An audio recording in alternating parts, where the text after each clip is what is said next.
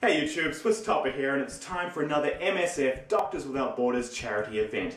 Now, over the last 3 years, we have managed to raise over $100,000 for MSF, and this year we're going to try to do even more. And just like last year, I have a way that you can help out, raise some cash, raise some awareness that it's not going to cost you a cent. Stay tuned to the end of the video to find out how.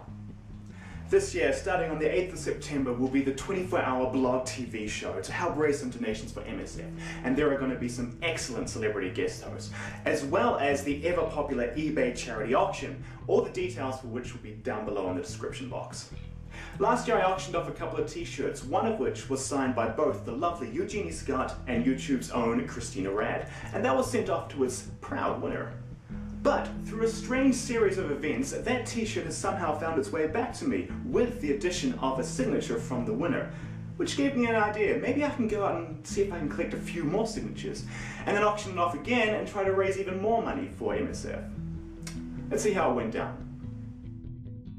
What we on the pro-science side of things have to do is think about the ways that science affect people where it's important to them, which is in their emotions.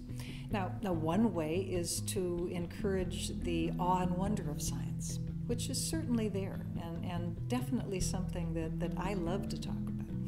I hope that I can communicate some of that wonder and get people interested in science that way. But there's also very practical ways of helping people understand that science really is important.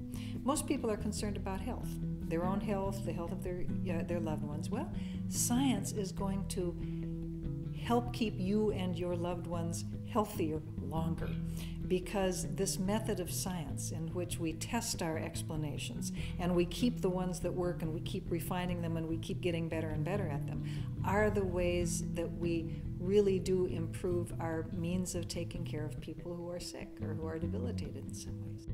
There is this general notion that we must respect people's beliefs no matter what we think about them, and I couldn't disagree more with this.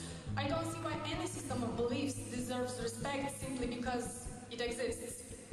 If there are certain groups of people, and trust me, there are, I have been arguing with them, who believe that some people are inferior to others because they have a different skin color, would you feel automatically inclined to respect that?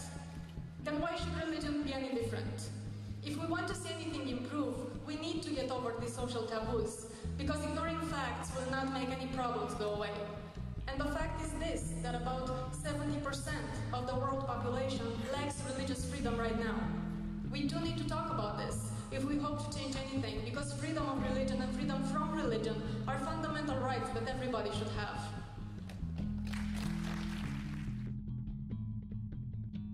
I'm a bit surprised at how much not being a believer has and has not changed the way I make decisions.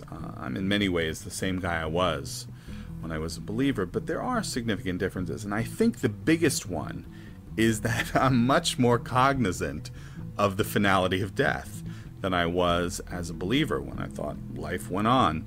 And this has pushed me to enjoy life more, to try not to get caught up in petty bullshit all that much, though that's very much a work in progress, to enjoy and treasure the people in my life more, to take better care of my health, and to try to help others to enjoy life and one another more. That kind of seems like a big deal to me. The psychology of skepticism is a really neglected area. Everybody thinks that what needs explaining is belief. And to some extent, yes, it does, you know, but there's also the question of, well, what's so different about these people who don't believe then? And I think there's at least two different subcategories, maybe more, but I think there's probably one subcategory of the kind of really hardline, militant, you know, skeptic who says it's definitely all nonsense. All people who set up as psychics and mediums, they're all con artists.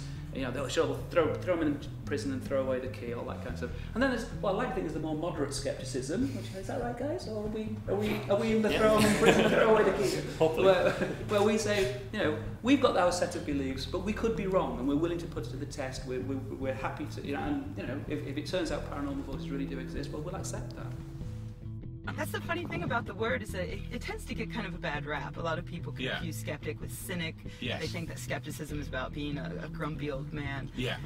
And or they it just never occurs to people to call themselves a skeptic, which I think is totally okay, because what we try to tell people and what we try to encourage is just to be skeptical. Not to be a skeptic, but just to be, you know, look at what's going on around you and try to be rational about the world. Ask questions, try to find out how the universe really works, because it's so much more amazing and so much more beautiful than the lies that people try to peddle to you. Thank you very much for having me here at the Congress. I'm the founder of Camp Quest UK, which is a secular summer camp program for children aged 9 to 16, focusing on combining challenging outdoor activities with a fun educational program that focuses on science, philosophy and critical thinking. I am going to talk to you today a little bit about the educational philosophy behind our camps, but on a more broad basis about the state of science education in the UK. Our government is at the moment investing greatly in so-called STEM subjects, which mean science, technology, engineering and maths. And yet industry is increasingly saying that we don't have enough high-quality scientists and engineers. But in the end, it's a good story, or a happy ending, because I won. I defended my case successfully. Two, other people began to focus on chiropractic and scrutinize it and look at the evidence and realize that it doesn't work for many conditions. Doctors as well. And also, there was a clamour for reforming English libel law. Because of my case, because of other cases with skeptics, people like Ben Goldacre, Andy Lewis, who writes the Quackometer blog, had been threatened with libel. Lots of people were being shut down by English libel law. And I think people just said enough is enough. It is wrong for the law to be used to silence valid criticisms.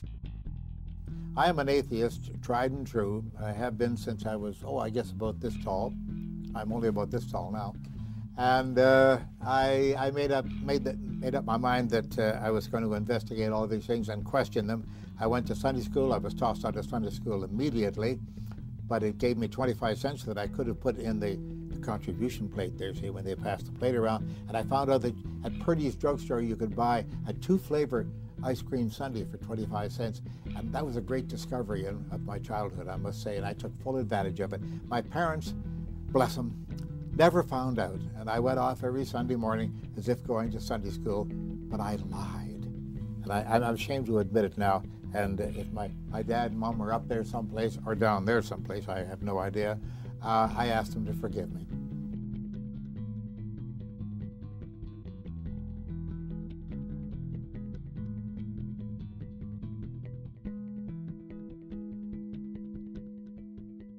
So, how do you get your hands on this magnificent piece of history? Well, all the details for the charity auction will be down below in the description box, and I will post a reminder video once the auction is live in September. And of course, all proceeds from this auction will be going directly to MSF, and shipping will be completely free, direct to your door anywhere in the world. Now maybe you want to wear this t-shirt to the next TAM or Skeptics convention, or maybe your next church meetup. Or perhaps you want to get it framed and hung on the wall, or maybe you want to go around and collect a few more signatures for this. I would love to see it become a regular thing, traveling around the world and getting signatures. But hey, that is entirely up to you. And of course, like last year, I'll be making a donation to MSF equal to the winning bid of this t-shirt. So your bid will be worth twice as much.